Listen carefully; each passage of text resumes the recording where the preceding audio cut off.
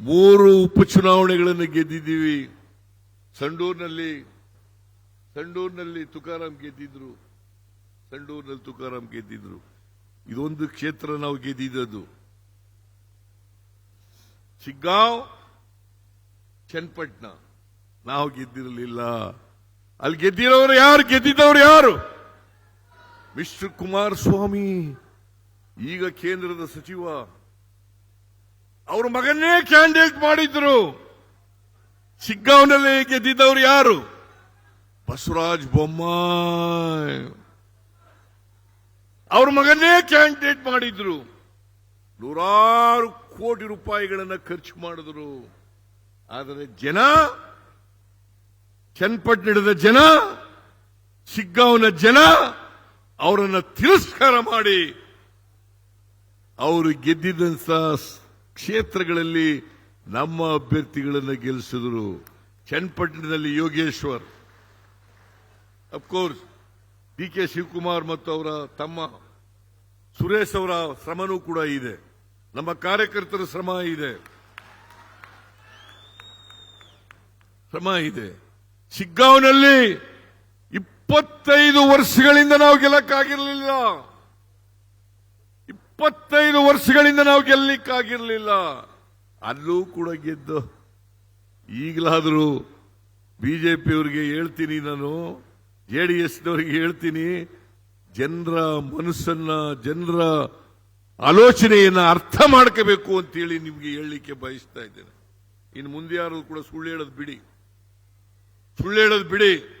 ಸುಳ್ಳು ಆರೋಪಗಳನ್ನು ಮಾಡೋದು ಬಿಡಿ, ಸುಳ್ಳು ಭ್ರಷ್ಟಾಚಾರದ ಆರೋಪಗಳನ್ನು ಮಾಡೋದು ಬಿಡಿ, ಸುಳ್ಳು ಅಪಪ್ರಚಾರಗಳನ್ನು ಮಾಡ್ತಕ್ಕಂಥದ್ದನ್ನು ಬಿಡಿ. ನಿಮ್ಗೇನಾದ್ರು ಮಾನ ಮರ್ಯಾದೆ ಏನಾದ್ರು ಇದ್ರೆ ಇನ್ನು ಮುಂದೆ ಯಾರು ಕೂಡ ಸರ್ಕಾರ ಜೊತೆ ಸಹಕರಿಸತಕ್ಕಂಥ ಕೆಲಸವನ್ನು ಮಾಡಿ. ನಾವು ಪ್ರಜಾಪ್ರಭುತ್ವ ವ್ಯವಸ್ಥೆಯಲ್ಲಿ ಟೀಕೆ ಮಾಡಬೇಡ ಅಂತ ಹೇಳಲ್ಲ, ಟೀಕೆ ಮಾಡಿ, ಆದರೆ ರಚನಾತ್ಮಕವಾದಂಥ ಟೀಕೆಗಳನ್ನು ಮಾಡಿ. ನಾವು ಅದಕ್ಕೆ ಉತ್ತರಿಸ್ತೀವಿ, ನಾವು ಉತ್ತರ ಕೊಡಲಿಕ್ಕೆ ತಯಾರಾಗಿದ್ದೀವಿ.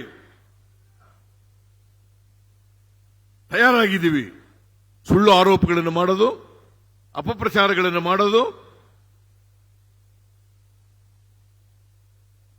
ವಕ್ಫ್ ಪ್ರಾಪರ್ಟಿ ಮೇಲೆ ಅನಗತ್ಯವಾಗಿ ಪ್ರಚಾರ ಮಾಡತಕ್ಕಂಥದ್ದು, ವಕ್ಫ್ ಪ್ರಾಪರ್ಟಿ ಮೇಲೆ, ಮೂಡ ಪ್ರಕರಣದ ಬಗ್ಗೆ ಅನಗತ್ಯವಾಗಿ ಪ್ರಚಾರ ಮಾಡತಕ್ಕಂಥದ್ದು,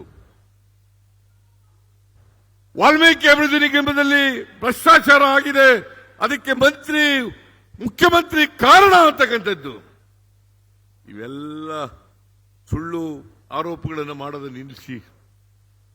ಇವತ್ತು ನಿಮ್ಮ ತಟ್ಟೆನಲ್ಲಿ ಎಗ್ಳ ಬಿದ್ದಿದೆ. ನಾಚಿಕೆ ಆಗಲ್ಲ ನಿಮಗೆ, ನೀವೇ. ನಾನು ಅದಕ್ಕೆ ಹೇಳಿದೆ, ಮಹಾರಾಷ್ಟ್ರದಲ್ಲಿ ನರೇಂದ್ರ ಮೋದಿ ಅವರು ಹೇಳಿದ್ರು, ಎಕ್ಸೈಸ್ ಡಿಪಾರ್ಟ್ಮೆಂಟ್ ನಲ್ಲಿ 700 ಕೋಟಿ ರೂಪಾಯಿಗಳನ್ನ ಸಿದ್ದರಾಮಯ್ಯ ಸರ್ಕಾರ ಕಲೆಕ್ಟ್ ಮಾಡಿ ಮಹಾರಾಷ್ಟ್ರ ಚುನಾವಣೆಗೆ ಖರ್ಚು ಮಾಡಿದೆ ಅಂತ ಹೇಳಿದ್ರು. ನಾನು ಹೇಳಿದೆ, ನರೇಂದ್ರ ಮೋದಿ ಅವರೇ, ನೀವು ಈ ದೇಶದ ಪ್ರಧಾನಮಂತ್ರಿಗಳು, ನೀವು ಸುಳ್ಳು ಹೇಳಬಾರದು. ಒಂದು ವೇಳೆ ನೀವು ಹೇಳ್ತಕ್ಕಂಥ ಮಾತು ಪ್ರೂವ್ ಮಾಡಿದ್ರೆ, ಸಾಬೀತು ಮಾಡಿದ್ರೆ, ನಾನು ಕೂಡಲೇ ರಾಜಕೀಯದಿಂದ ನಿವೃತ್ತಿ ಆಗ್ತಕ್ಕಂಥ ತೀರ್ಮಾನವನ್ನು ಮಾಡುತ್ತೇನೆ. ಇಲ್ಲದೆ ಹೋದ್ರೆ, ಪ್ರೂವ್ ಮಾಡಕ್ಕಾಗದೆ ಹೋದ್ರೆ ನೀವು ಮಾಡಬೇಕು ಅಂತ ಹೇಳಿದೆ. ಉಸಿರೇ ಇಲ್ಲ. ಹೇಗೆ ಸುಳ್ಳನ್ನ ಸತ್ಯ ಮಾಡಲಿಕ್ಕೆ ಹೊರಟಿದ್ದಾರೆ, ಅಪಪ್ರಚಾರವನ್ನು ಮಾಡ್ತಾರೆ. ನರೇಂದ್ರ ಮೋದಿ ಪ್ರಧಾನಮಂತ್ರಿಯಿಂದ ಹಿಡಿದು ಕರ್ನಾಟಕದಲ್ಲಿರ್ತಕ್ಕಂಥ ಬಿಜೆಪಿಯವರು ಸುಳ್ಳು ಪ್ರಚಾರವನ್ನ, ಅಪಪ್ರಚಾರವನ್ನು ಮಾಡತಕ್ಕಂಥದ್ದು ಇಲ್ಲೂ ಕೂಡ ಮಾಡಿದ್ರು. ಹೊಸ ತುಕಾರಾಂ ಮೇಲೂ ಕೂಡ ಮಾಡಿದ್ರು. ಯಾವುದು ಸತ್ಯ ಅಲ್ಲ. ಈಗ ಶ್ರೀಮತಿ ಅನ್ನಪೂರ್ಣ ತುಕಾರಾಂ ಅವರನ್ನು ಗೆಲ್ಲಿಸಿದ್ದೀರಿ. ನಮಗೆ ಇನ್ನಷ್ಟು ಶಕ್ತಿ ಬಂದಿದೆ. ಇನ್ನು ನಮ್ಮ ಜವಾಬ್ದಾರಿ ಹೆಚ್ಚಾಗಿದೆ. ಸಂಡೂರಿನಲ್ಲಿ ಸಂತೋಷ್ ಲಾಡ್, ತುಕಾರಾಂ, ಮತ್ತೆ ಅನ್ನಪೂರ್ಣ ತುಕಾರಾಮ್ ಅವ್ರು ಏನ್ ಹೇಳ್ತಾರೆ ಆ ಎಲ್ಲ ಕೆಲಸಗಳನ್ನು ಕೂಡ ಮಾಡಿಕೊಡ್ತದೆ ನಮ್ಮ ಸರ್ಕಾರ ಅಂತ ಹೇಳಿ ಈ ಸಂದರ್ಭದಲ್ಲಿ ಹೇಳಲಿಕ್ಕೆ ಬಯಸ್ತಾ ಇದ್ದೇನೆ.